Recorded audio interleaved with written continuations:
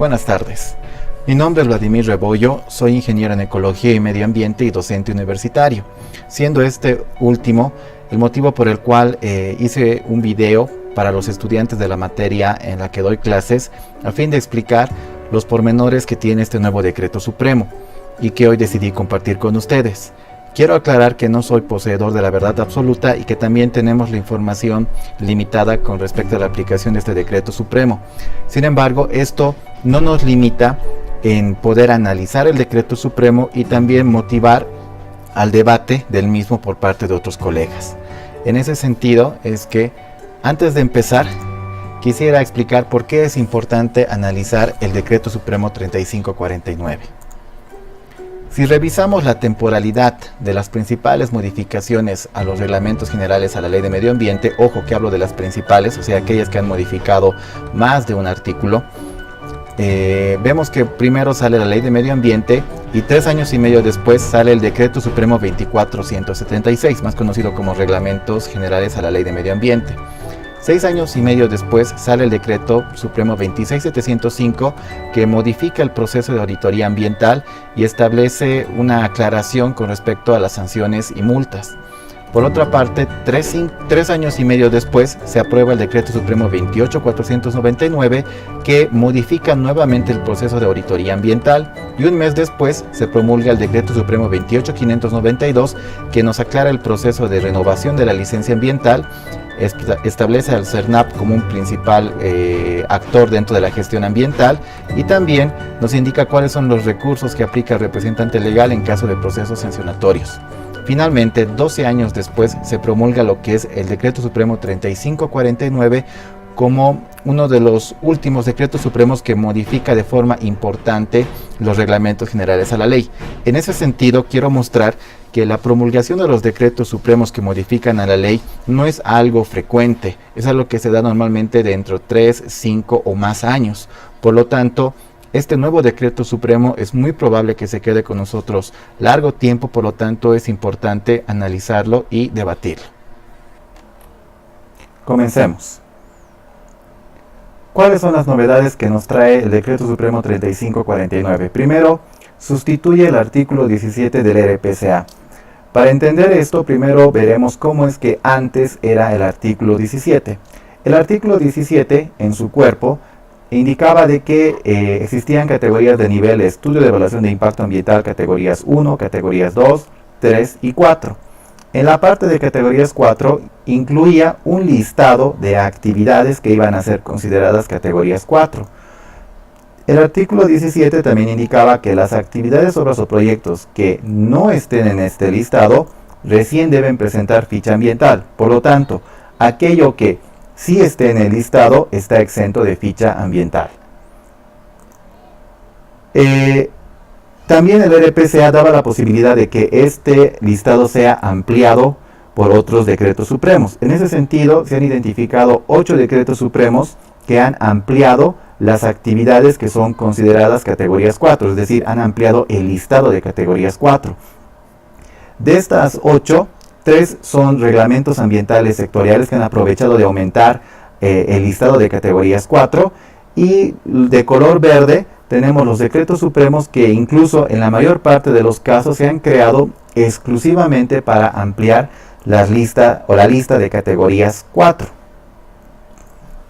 Haciendo un breve resumen, el 24782 es el reglamento ambiental para actividades mineras, el RAM. El 27173 se creó exclusivamente para ampliar actividades del sector eléctrico e incluirlas en la lista de categorías 4. El Decreto Supremo 29843, que indicaba qué actividades realizadas por el CERNAP van a ser consideradas directamente categorías 4. El Decreto Supremo 091, el Reglamento Ambiental de Aprovechamiento de Áridos, que me indicaba qué actividades están exentas de ficha ambiental. De igual manera, el Decreto Supremo 1485 me indica qué actividades de distribución de redes de gas natural se incorporan a la lista de categorías 4. Otro decreto supremo es el 1641, que me indica qué actividades de los sectores, de varios sectores, sector saneamiento básico, infraestructura, manejo de cuencas, riego y otros, están incorporados a la lista de categorías 4. Después, el Decreto Supremo 2992 que me dice qué actividades de exploración en el sector hidrocarburos son consideradas listas de categorías 4. Y finalmente, el Decreto Supremo 3129, que es el Reglamento Ambiental para el sector telecomunicaciones, me indica qué actividades de este sector se incorporan a la lista de categorías 4. Entonces, como podemos ver, esta lista de categorías 4 ha sido ampliada a lo largo del tiempo. ¿Cuál es ahora el nuevo contenido que tiene el artículo 17? El artículo 17 me habla del nivel de categorización de evaluación de impacto ambiental. Establece el nivel categoría 1, 2, 3 y 4. Además, para poder aplicar el artículo 17 es necesario utilizar el nuevo anexo A que establece este decreto supremo. ¿Qué tiene el anexo A? El anexo A tiene una lista de categorías 1, una lista de categorías 2 y una lista de categorías 3 para el sector minería, hidrocarburos y multisector. Además, me aclaran de que aquello que no esté en la lista de categorías 1, ni en la lista 2, ni en la lista 3, va a ser considerado automáticamente categoría 4. Es decir, repito, aquello que no esté en ninguna de estas tres listas va a ser considerado automáticamente categoría 4. Ahora sí, comparando las dos normas, podemos ver en primer lugar que el cuerpo ha sido cambiado totalmente. ¿Por qué lo digo esto? Porque claramente el 3549 dice sustitución del artículo 17. Hay muchos profesionales que siguen indicando de que los decretos supremos que me hablan, por ejemplo, del formulario de solicitud de certificado de dispensación o de la solicitud de certificado de dispensación, piensan que estos documentos siguen vigentes porque supuestamente el 3549 en ningún momento ha abrogado estos decretos supremos. Pero hay que entender un detalle, un aspecto. El artículo 17 dependía de una lista de categorías 4.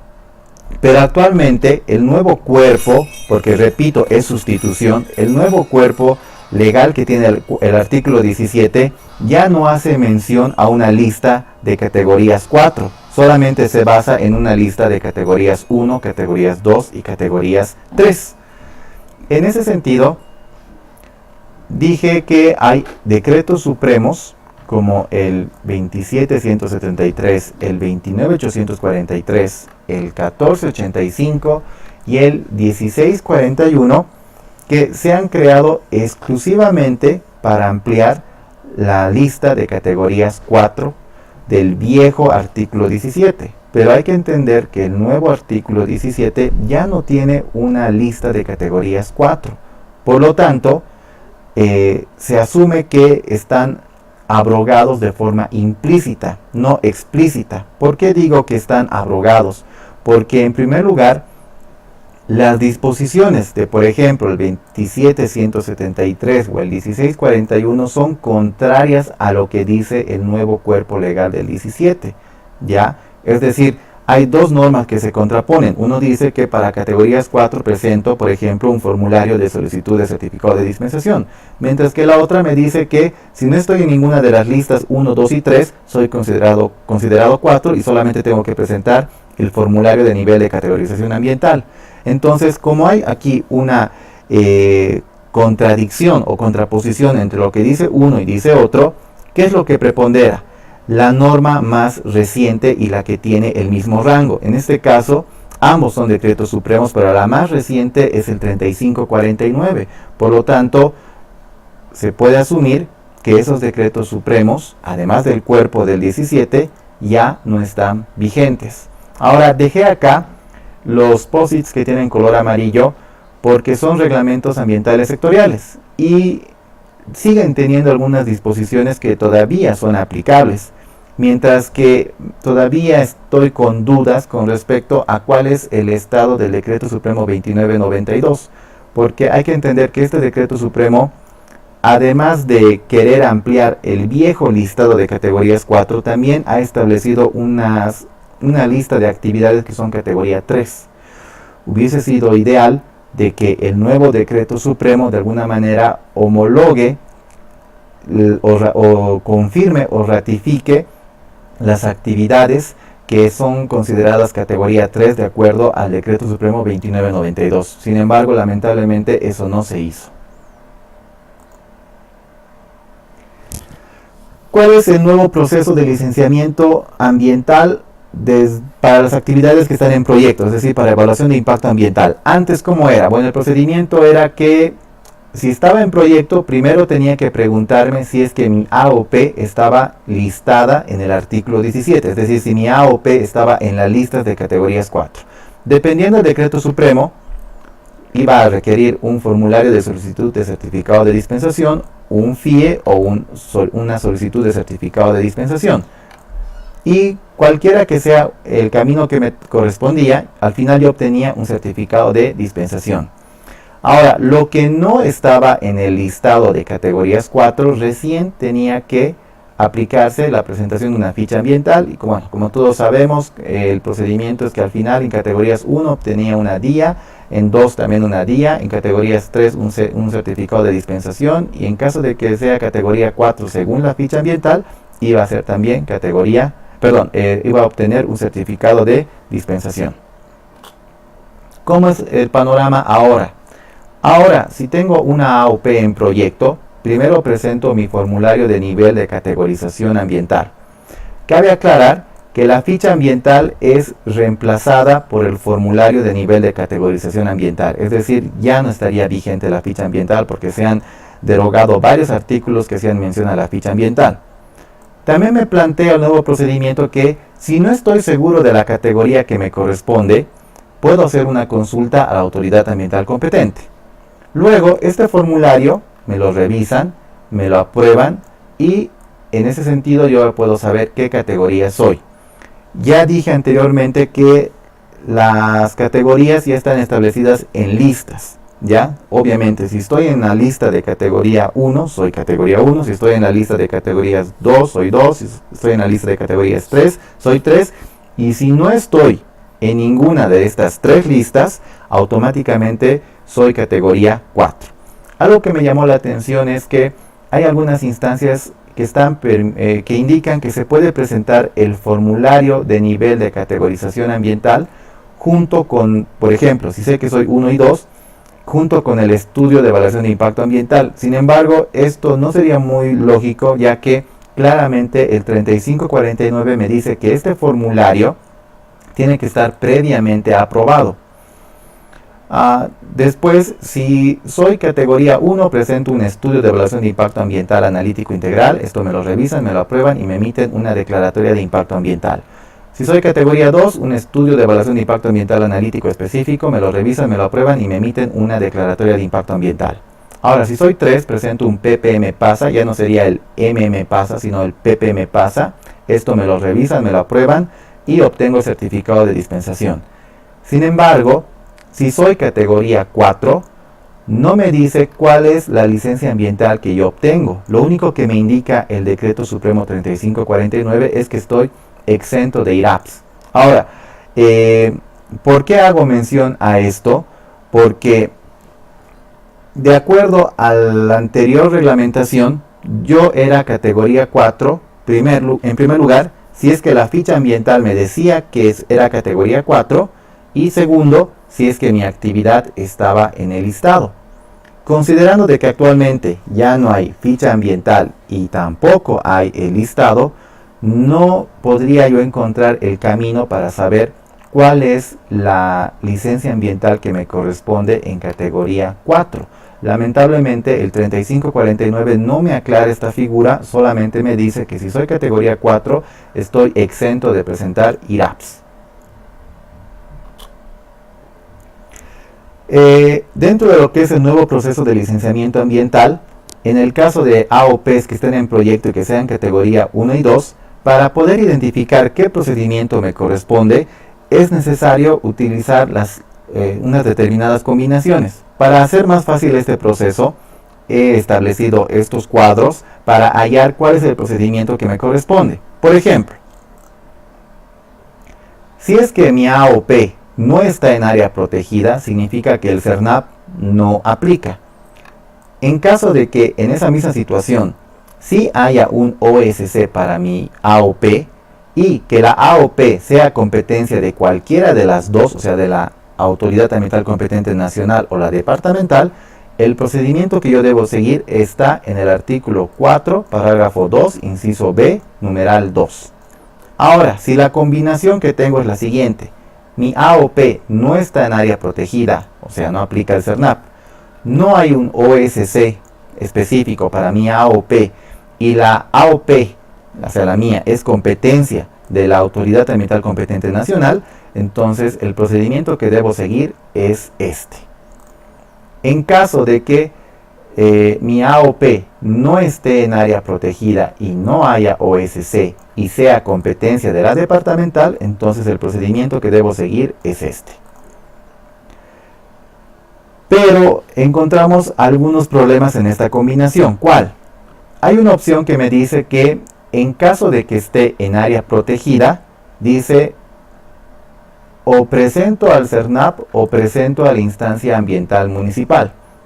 Entonces me da aquí una combinación de sí o sí, pero no me dice cuándo es el CERNAP el que aplica y cuándo es la instancia ambiental municipal la que aplica. En ese sentido, presumo, no digo que es así, pero parecería que la idea tendría que ser de que en caso de que sea un área protegida nacional, recién aplica el CERNAP. Y si fuera un área protegida municipal, entonces aplicaría la instancia ambiental del gobierno municipal. Sin embargo, esto solamente es una conjetura, no hay nada definido, sería interesante que se aclare este tema. Y bueno, si es que dentro de esta misma combinación sí hay un OSC y la AOP es competencia de cualquiera de las dos autoridades, entonces el procedimiento que sigo es este. Confeccionando este cuadro, también identifiqué que existe un vacío acá. ¿Por qué? No me dice qué procedimiento sigue en caso de que se dé la siguiente combinación. Que mi AOP sí está en un área protegida y sí es competencia del CERNAP. En caso de que no haya un OSC y que la AOP sea competencia de la nacional, no me indica cuál es el procedimiento a seguir. En categorías 3, bueno, tenemos las mismas... la misma metodología para armar las combinaciones y de igual manera tenemos los mismos problemas, ya que aquí también me plantea una vez más el sí o sí, o sea, no me indica cuál es o cuándo es competencia del CERNAP y cuándo es competencia de la instancia ambiental municipal. Y finalmente, el mismo error, no me dice que en caso de categorías 3, si mi AOP sí está en área protegida y sí aplica el CERNAP, y no hay OSC y el proyecto es de competencia de la nacional, no me indica cuál es el procedimiento a seguir. Ahora vamos con el tema de la adecuación ambiental. En el tema de la adecuación ambiental sabemos que la adecuación son para aquellas actividades que iniciaron actividades sin contar con la licencia ambiental, ¿ya?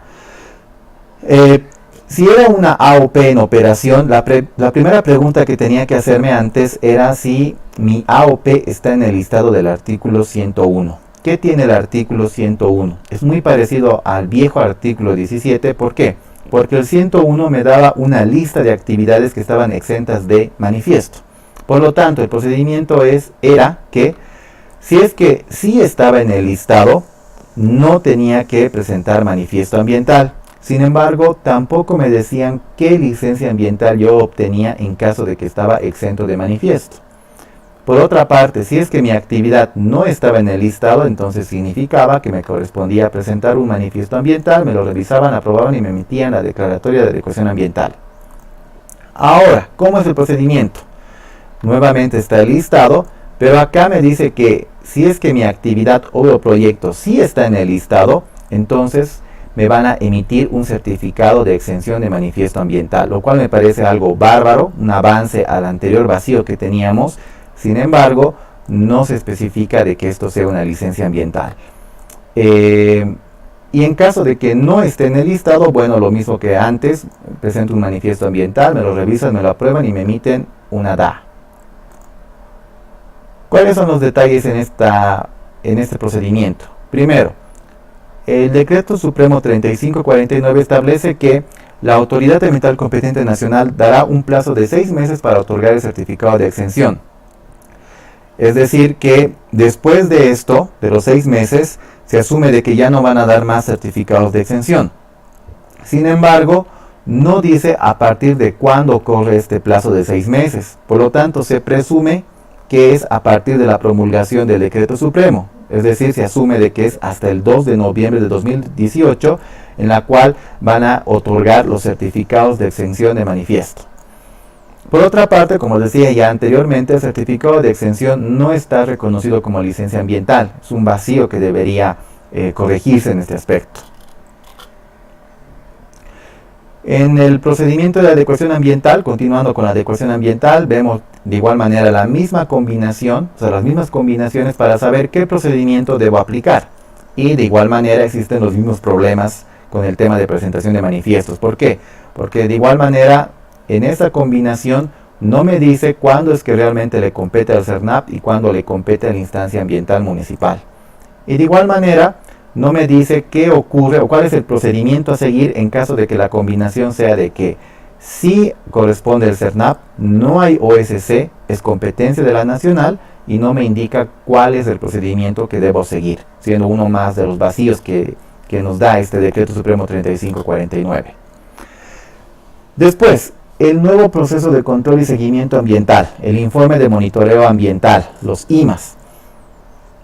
Anteriormente, esto era conocido como los ITAS, como los informes técnicos anuales. Pero ahora se ha sustituido esa parte del artículo y deja bien claro el 3549 de que ahora se llaman informes de monitoreo ambiental, IMAS. Plantea 3 causales en las cuales uno debe presentar el IMA. Si yo estoy en proyecto y obtuve una DIA o un CD, me dice que el primer paso es que el representante legal debe comunicar a la autoridad ambiental competente el inicio o la imposibilidad de ejecutar la actividad. Para esto me da un plazo máximo de 1 año. El segundo paso es que la autoridad ambiental competente establece la frecuencia de presentación del IMA. Es decir, ya no está tan sobreentendida la frecuencia anual, sino que ahora la frecuencia va a depender de lo que dicte la autoridad ambiental competente. Y el tercer paso es de que el IMA se presenta en digital a la autoridad ambiental competente que corresponda y al OSC y CERNAP si es que aplican. Según digo, a partir de la comunicación, es decir, a partir de esta comunicación es que ya se estarían presentando los IMAS con la frecuencia que establezca la autoridad ambiental competente. La segunda causal para presentar IMAS es que yo tenga una declaratoria de adecuación ambiental, o sea, estoy en proceso de adecuación, y me dice que el IMA se presenta en digital a la autoridad ambiental competente y al OSC y CERNAP según corresponda. ¿A partir de qué? A partir de la emisión de la declaratoria de adecuación ambiental. En este caso vemos que no me establece la frecuencia con la que presento los IMAS. Y finalmente, la tercera causal me dice que por accidentes, incidentes, eventos fortuitos que puedan causar impacto al medio ambiente o a la salud pública, va a ser la tercera causal para presentar IMAS. ¿Cuál es el procedimiento? Primero, informar el suceso del accidente en máximo 48 horas. Hay que entender que muchas AUPs se encuentran en lugares alejados y puede ser difícil cumplir con este plazo de 48 horas. Sería interesante crear un mecanismo en que la autoridad ambiental competente tenga por ejemplo, un correo oficial, un correo electrónico oficial al cual se puedan hacer las debidas notificaciones, aunque sea, o comunicar la información del accidente por escrito. El segundo paso es que la autoridad ambiental competente establece la frecuencia de presentación de IMAS, además de indicar que se aplican las medidas de mitigación y el plan de contingencias debido al accidente. Y tercero, el IMA se presenta en digital a la autoridad ambiental competente, al OSC y CERNAP si es que corresponde. ¿Qué problemas vemos acá? En la tercera causal, sabemos que el incidente es algo que se ha materializado, pero que no ha desencadenado lesiones en las personas, daños en la propiedad ni daños al medio ambiente. Además que esta causal indica accidentes que puedan, ya no dice accidentes que hayan. Personalmente no pienso que sea lógico que presentemos IMAS por un incidente que jamás ha producido daños o lesiones. Y por otra parte, como decía acá, no me establece la frecuencia mínima. Si bien en 2 de las 3 causales me indica que la frecuencia va a ser establecida por la autoridad ambiental competente, en el caso, por ejemplo, de la DA, no me dice cuál es la frecuencia mínima en la cual yo debo presentar los IMAs. Sabemos que anteriormente nosotros presentábamos los IMAs de forma anual, pero en este caso no se hace una aclaración de una frecuencia mínima de presentación de IMAs. El nuevo proceso de control y seguimiento ambiental, bueno, seguimos con los IMAs, me indica que la presentación en físico es solamente de la declaración jurada, mientras que la presentación en digital va a ser obviamente del documento en digital, y este IMA en el CD tiene que estar en formato PDF y en un formato editable, que se asume que es formato Word. Dentro de este punto, ¿qué es lo interesante? Que se otorga un plazo de 30 días para la presentación de IMAs después de la fecha límite. Segundo, la declaración jurada del IMA corroborará la veracidad del contenido del CD. O sea, hay que tener ahora mucho cuidado en que incorporemos toda la información necesaria en el CD. Y finalmente se da una prórroga de presentación de IMAs hasta el 2 de mayo de 2019 para las AOPs que hasta la fecha no lo presentaron. Otro tema, las complementaciones para la presentación del plan de abandono, cierre y rehabilitación.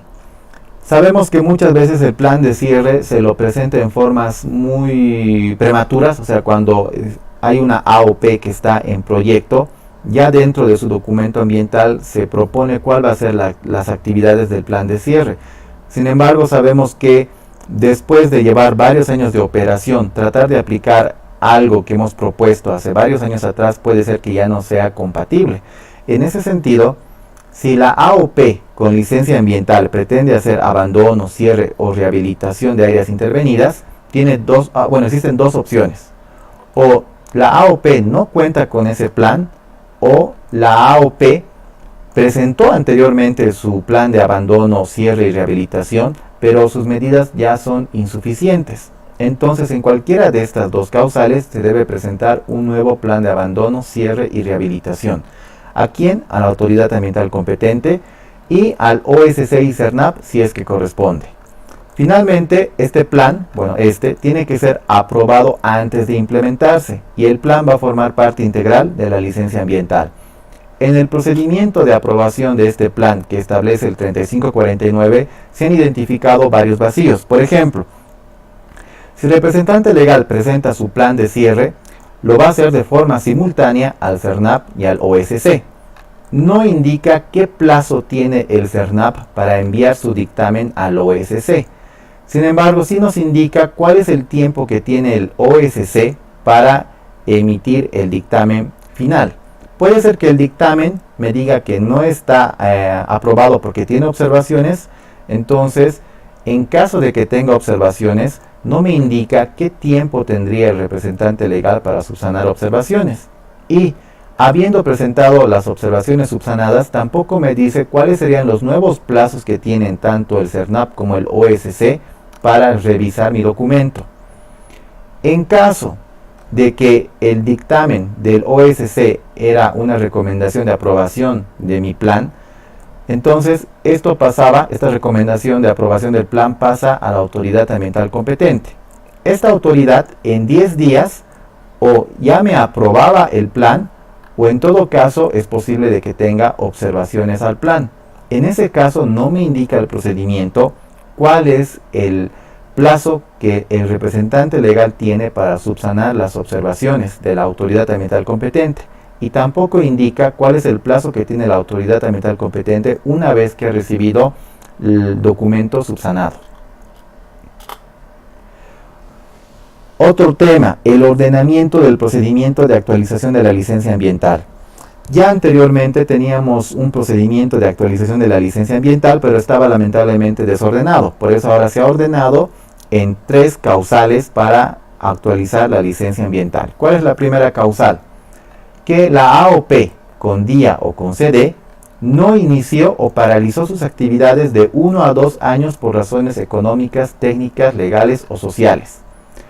La segunda causal que me da es que en caso de que la autoridad ambiental competente, el OSC y el CERNAP, e incluso el representante legal hayan determinado que las medidas de mitigación y adecuación previstas en la licencia ambiental resultan ineficientes o insuficientes. Y finalmente, la tercera causal es que la AOP requiere modificaciones de replanteo de obra, cambio de tecnología y otros, y que éste no afecte al ecosistema con impactos sustanciales previa valorización. En cualquiera de esas tres causales, el representante legal debe presentar un nuevo PPM PASA. Cabe aclarar que este PPM PASA debe ser elaborado por un equipo multidisciplinario. Este PPM PASA va a ser presentado al OSC, al CERNAP simultáneamente según corresponda. Y en caso de observaciones al PPM PASA, nos indica que al momento de subsanar hay que hacer la presentación del PPM subsanado en físico debidamente foliado. Esta parte me llama la atención porque es la primera ocasión en la que nos hablan de que el documento tiene que ser presentado en físico. Y finalmente, una vez que esté aprobado el PPM PASA, bueno, nos van a dar una licencia ambiental renovada. Revisando el procedimiento de actualización de la licencia ambiental, también encontramos algunos vacíos. Más que vacíos, confusión. ¿Por qué? El representante legal presenta el PPM PASA de forma simultánea al CERNAP y al OSC. El CERNAP tiene 8 días para emitir un dictamen que lo va a pasar al OSC. Y a su vez el OSC tiene 10 días en los cuales me va a decir si mi PPM PASA está observado o si está aprobado. Si está observado, no es muy claro el procedimiento con respecto a cuántos días tiene el representante legal para subsanar. Da a entender de que son 5 o 15 días. ¿Por qué? El inciso D del artículo 11 no especifica quién hizo las observaciones. O sea, no se sabe si son observaciones del OSC o si son observaciones de la autoridad ambiental competente. O también quién las otorgó, o sea, quién otorgó el plazo. Y me dice que el plazo es de 15 días para subsanar. Paralelamente, el artículo 11, inciso E, tampoco me dice quién notificó con el dictamen final o quién otorgó el plazo de 5 días para subsanar el documento. Por eso mismo es que no se puede precisar si son 5 o 15 días. Ahora, si es que el documento yo lo subsano y presento nuevamente al CERNAP y al OSC, no me indica cuál sería el plazo que estas dos instancias tienen para revisar mi documento subsanado. En caso de que el OSC y CERNAP están aprobando mi PPM PASA, este documento pasa a la autoridad ambiental competente. En 5 días la autoridad ambiental competente emite la licencia ambiental o puede hacerme observaciones. De igual manera surge la misma confusión, no se puede precisar si son 5 o 15 días que tiene el representante legal para subsanar observaciones. Y se asume que una vez que se presenten las observaciones subsanadas a la autoridad ambiental competente, esta va a tener 5 días para emitir la licencia ambiental. También cabe aclarar que el inciso C dice que la autoridad ambiental competente resolverá en caso de existir controversias. No se entiende en esta parte a qué tipo de controversias se refiere. Otro tema, presentación de IRAPS en digital a la autoridad ambiental competente, al OSC y al CERNAP. Esto me parece un avance bárbaro en este decreto supremo, ya que evita que presentemos un montón de papeles y también la instancia ambiental o la autoridad se evita de acumular tantos papeles. Para ello, ¿qué me pide? Tengo que presentar la carta en físico de solicitud y mi declaración jurada también tiene que estar en físico. O sea, la declaración que firma el representante legal y el consultor ambiental. Mientras que mi IRAP, mi documento ambiental, tiene que estar en digital, en formato PDF debidamente foliado y en un formato editable que se entiende que es Word debidamente foliado. Otras novedades importantes que nos trae el 3549 es que aumenta los tipos de AOPs que van a ser competencia de la Autoridad Ambiental Competente Nacional. Nos indica que aquellas AOPs que sean promovidas por la Presidencia del Estado Plurinacional, con diferentes beneficiarios en el ámbito municipal, regional, departamental, social y otros que así lo requieran, repito, van a ser competencia de la Autoridad Ambiental Competente Nacional. También incorpora algunas características de AOPs que pueden acceder y obtener los permisos ambientales. Sabemos que los permisos ambientales no son lo mismo que la licencia ambiental, ya que el permiso ambiental se da ante situaciones muy específicas y por tiempos limitados, o sea, tiene tiempo de vigencia limitado. La principal modificación que se hace con respecto al anterior concepto de permisos ambientales, que se incluye a la actividad de transporte y se incluyen a los desechos peligrosos y a los pasivos ambientales. Otras novedades importantes es que se incorpora el certificado ambiental para proyectos llave en mano, pero habiendo cumplido previamente el requisito del anexo A. A ver, explico. Existen varios proyectos con financiamiento externo que requieren como primer requisito presentar una licencia ambiental. Entonces, para agilizar el trámite, la autoridad va a poder emitir un certificado ambiental que equivale a una licencia ambiental, pero sin embargo no nos da la autorización para iniciar actividades, solamente es para cumplir ese requisito del ente que está financiando el proyecto. Sin embargo, me pide que para este certificado ambiental yo debo cumplir el requisito del anexo A. ¿Qué significa? Que yo ya tendría que tener mi formulario de nivel de categorización ambiental para poder acceder a este certificado ambiental para proyectos llave en mano. Otra novedad es que se modifica el procedimiento de homologación de la declaratoria de impacto ambiental. El decreto supremo 28592 ya me especificaba cuál era el procedimiento de homologación de las licencias ambientales. Sin embargo, cabe observar o aclarar que antes el proceso de homologación me permitía homologar todas las licencias ambientales. Sin embargo, ahora solamente puedo homologar la declaratoria de impacto ambiental. También hace complementaciones a las atribuciones y funciones que tiene el CERNAP, modificando y ampliando sus atribuciones que ya estaban en el Reglamento General de Áreas Protegidas. Otra novedad es la presentación de IRAPs por parte, o sea, presentar mis documentos al OSC y CERNAP va a ser de forma simultánea, como ya vimos en los procedimientos.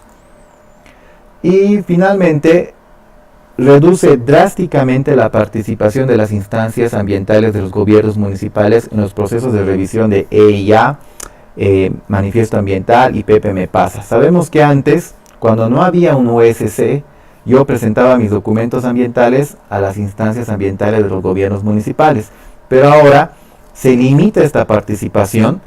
Hubiese sido interesante que, sabiendo que el gobierno municipal tiene un rol en cuestión de inspección y fiscalización, por lo menos los IMAs puedan ser presentados a las instancias ambientales de los gobiernos municipales para facilitar el tema de la inspección y control, ya que sabemos que muchas veces la autoridad ambiental competente nacional y la autoridad ambiental competente departamental no tienen el suficiente personal para revisar tantas AOPs, o sea, para inspeccionar a tantas AOPs.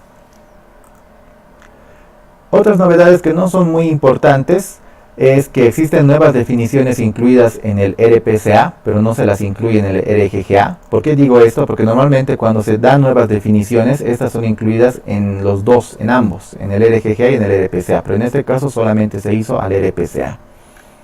Se hacen complementaciones simples a la consulta pública, se modifica el recurso de apelación y se incorpora el proceso de integración de licencias ambientales, que por cierto este proceso de integración ya lo teníamos, pero aprobado por una resolución administrativa, la BMABCC del 00609. Lo único que se ha hecho es copiar la mayor parte de este contenido de la resolución administrativa y subirlo a rango de decreto supremo, incorporándola en el decreto supremo 3549. El futuro, ¿qué me plantea para el futuro del 3549? Me dice que en un futuro se va a modificar y complementar la lista de AOPs del anexo A. Nos indica que este listado va a ser coordinado con los OSCs, o sea, se va a trabajar con los organismos sectoriales competentes en modificar y complementar el listado. Y también nos dice que podrá ser realizada por la autoridad ambiental competente nacional, aprobado por una resolución administrativa en un plazo de 30 días. Aquí me llama la atención del que podrá, porque habla de posibilidad, no dice que se hará. Y también me parece que se cierra un poco a solamente hacer una modificación, debería estar abierto a futuras modificaciones. Y para esto me da un plazo hasta el 13 de junio de 2018. Personalmente pienso que primero se debería haber trabajado con los organismos sectoriales competentes y también otras instituciones o agentes interesados en el tema para poder confeccionar adecuadamente las listas. Lo segundo que propone el Decreto Supremo 3549 para el futuro es un reglamento para actuados administrados adicionales de licencia ambiental. ¿Qué son estos actuados administrativos? Son cuando hay un cambio de representante legal, cuando existe la transferencia de la licencia ambiental, es decir, yo tengo una actividad o proyecto que ya tiene licencia ambiental, pero quiero transferir a otra persona, ya sea por venta, etcétera. También un actuado administrativo es la actualización de datos de una licencia, actualizar los datos a través de la dirección, actualizar los datos del representante legal y otros. Para este tipo de actuados se va a crear un reglamento, lo cual me parece también algo importante.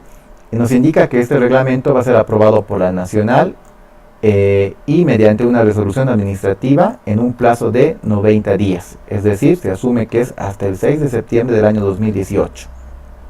También nos indica que va a haber cobros por la emisión de fotocopias legalizadas de licencia ambiental. ¿Ya? Para esto no establece con qué tipo de norma jurídica se lo va a hacer, pero este trabajo va a estar a cargo de la autoridad ambiental competente nacional. Otro tema para el futuro es el manual de inspección ambiental. Nos indica que va a ser aprobado por la Nacional en un plazo de 90 días, que se asume que es hasta el 6 de septiembre del año 2018. No señala con qué tipo de norma jurídica se va a aprobar este manual de inspección. También nos habla de la metodología de identificación de impactos ambientales. No nos olvidemos que la ficha ambiental tenía una metodología de identificación de impactos ambientales, la metodología IIA, que prácticamente era la matriz de la ficha.